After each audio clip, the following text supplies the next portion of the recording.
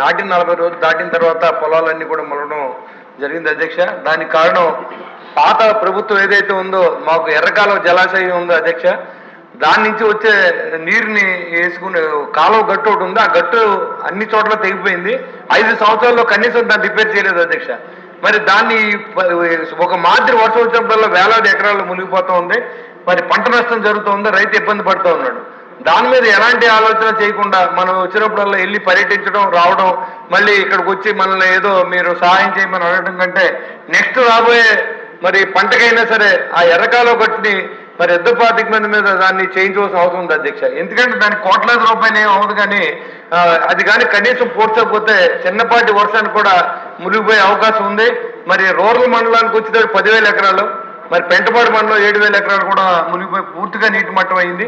మరి 40 రోజులు దాటింది అధ్యక్ష. 15,000 రూపాయలు ప్రతి రైతు 15,000 నుంచి 20,000 రూపాయలు పెట్టుబడి పెట్టారు అధ్యక్ష. మరి వాళ్ళందరికీ కూడా మనం అయితే ప్రజెంట్ ఉన్న పరిస్థితుల్లో మరి మేము అందరూ కూడా చెప్పాం, ఇవాళ మన దగ్గర డబ్బు లేదు, కానీ ఏదైనా సెంట్రల్ గవర్నమెంట్ డిజాస్టర్ మేనేజ్మెంట్ నుంచి ఏదైనా మనకు డబ్బులు వస్తే మరి ఆ డబ్బునైనా కానీ కనీసం వాళ్ళకి ఎంతో కొంత మనం ఇస్తే బాగుంటుందని చెప్పి మా ఉద్దేశం అధ్యక్ష. మరి ప్రభుత్వం ఏ పరిస్థితిలో ఉన్నప్పుడు కూడా ఇలాంటి విపత్తు వచ్చినప్పుడు మనం ఆదుకుంటేనే మన ప్రభుత్వం మీద వాడికి కూడా మంచి ఆలోచన ఉంటుంది. కాబట్టి దయించి మీరందరూ కూడా ప్రభుత్వం దృష్టికి కూడా తీసుకొస్తాం, మీ ద్వారా మంత్రి గారిని కూడా అడుగుతా ఉన్నాం.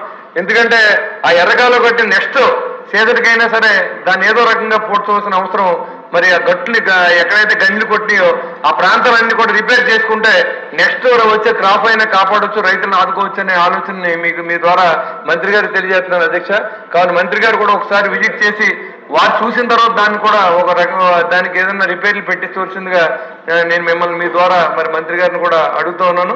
అదేవిధంగా ప్రభుత్వం తరఫున కూడా మన సహాయాన్ని ఎంతవరకు అందించగలమో అది కూడా ఒకసారి ఆలోచన చేయండి. స్టేట్ డిజాస్టర్ మేనేజ్మెంట్లో అయితే డబ్బు ఏమీ లేదు, మరి సెంట్రల్ డిజాస్టర్ మేనేజ్మెంట్ నుంచి ఏమన్నా కానీ మనం తీసుకుంటే మరి ఆ డబ్బుని ఏదైనా పేద రైతులకు అందించే ఆలోచన ఉంటే దాన్ని సహాయం చేయవలసిందిగా మీ ద్వారా కోరుతాను అధ్యక్ష. ధన్యవాదాలు.